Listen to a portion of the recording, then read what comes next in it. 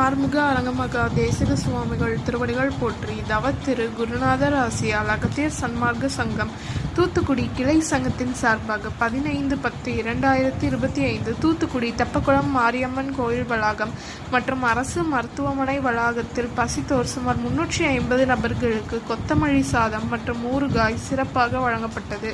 வழங்கியவர்கள் SMA transport owner திரு S. Murugan மற்றும் இன்று பிறந்தநாள் கொண்டாடும் அவரது புதல்வர் செல்வன் M. விஜயகுமார் மற்றும் திரு தங்கராஜ் மகேஸ்வரன் லண்டன் மற்றும் மல்லிகா ஏஜென்சி ஓனர்.